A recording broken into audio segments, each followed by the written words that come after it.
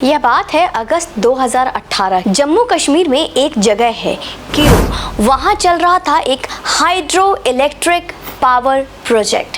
नमस्ते हिंदुस्तान, कैसे हैं आप लोग? वीडियो को अंत तक देखिए।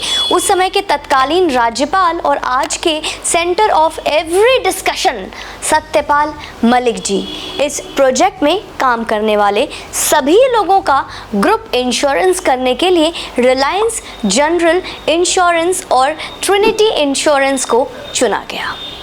अब वीडियो को लाइक कर दीजिए और वीडियो को ज़रा ध्यान से सुनिए।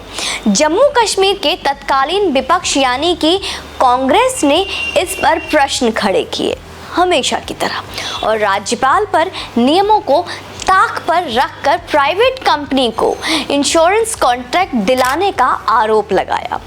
उसके कुछ दिन बाद जम्मू कश्मीर में राष्ट्रपति शासन लगाया जाता है। अब ज़रा समझिए, मैं आपको फिर डॉट से डॉट कनेक्ट करना है इसमें। और ठीक कुछ दिन बाद पुलवामा का वो हादसा होता है जिसका बदला हमने सर्जिकल स्ट्राइक करके लिया था। पुलवामा अटैक के कुछ दिन बाद जम्मू कश्मीर में चुनाव शुरू होते हैं और फिर धारा 370 हटाकर जम्मू कश्मीर को पुनः स्वर्ग बनाने का दृढ़ संकल्प लिया जाता है। राज्यपाल सत्यपाल मलिक जम्मू कश्मीर में अपनी सेवा काल पूरी कर मेघालय के राज्यपाल बनाए जाते हैं। इंश्योरेंस कॉन्ट्रैक्ट के जो आरोप कांग्रेस मलिक पर लगाती है उसके जांच की मांग को प्रशासन स्वीकारती है और इस बाबत जांच शुरू होता है। अभी तक शायद आपको ये वीडियो समझ में नहीं आ रही होगी, सुनते जाइए। दोस्तों, मामले की जांच पूरी निष्पक्षता से हो इसके लिए जांच की बागडोर सीबीआई को दी जाती है, ताकि अगर इस मामले में कोई भी गड़बड़ हुआ है तो उसका खुलासा ईमानदारी से हो और दोषियों को सजा मिल सके। इसी दौर में नरेंद्र मोदी जी की सरकार किसानों के लिए किसान बिल लेकर आती है, जिसके विरोध में हरियाणा, पंजाब, उत्तर प्रदेश के किसान संगठन सड़कों पर आकर बस जाते हैं। अब थोड़ा थोड़ा माइंड में आपके हिट कर रहा होगा। उनके इस आंदोलन को अब मेघालय के राज्यपाल सत्यपाल मलिक के साथ मिलने लगा। ईमानदारी का पैरामीटर अब आप धीरे धीरे नापते जाइए। जैसे ही सरकार ने मलिक जी के खिलाफ जांच को लेकर हरी झंडी दिखाई, वो अब सरकार के खिलाफ ही उतर गए।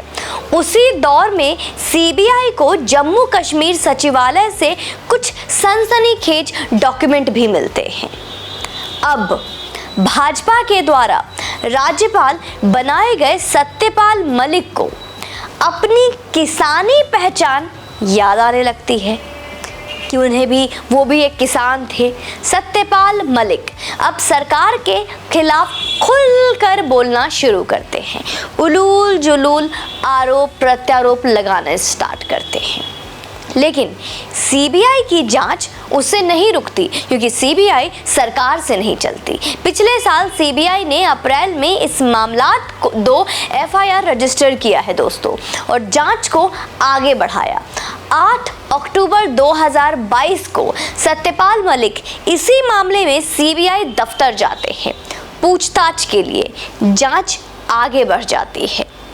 अब 2023 आता है। 2023 में भी यह जांच जारी है और सीबीआई फरवरी मार्च में ही श्रीनगर के कई चक्कर लगा चुकी है और उनका दावा है कि उनके हाथ बहुत कुछ बड़े सबूत लगे हैं।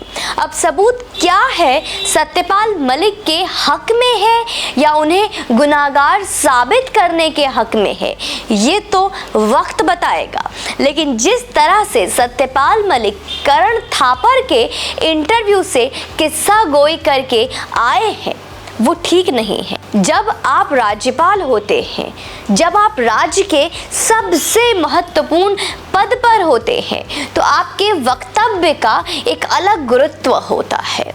आपके राज्यपाल रहते हमारे वीर जवान मारे जाते हैं और आपको पता होता है कि इस वीरगति में इसमें हमारी गलती है, तो पहले इस्तीफे की नैतिक जिम्मेदारी किसकी होगी बताइए?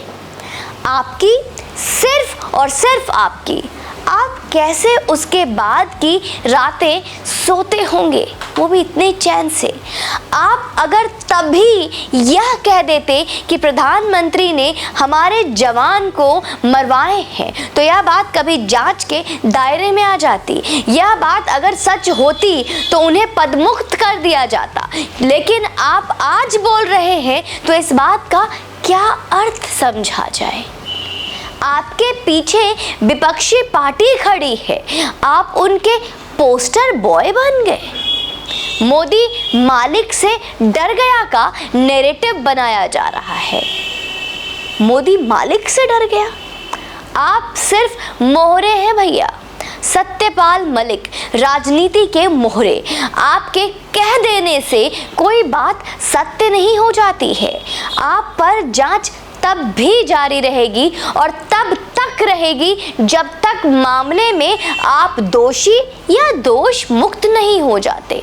आप खुद को किसान पुत्र कहिए या जाट पुत्र कहिए, किसी के पुत्र को गलत करने का लाइसेंस नहीं है हिंदुस्तान में।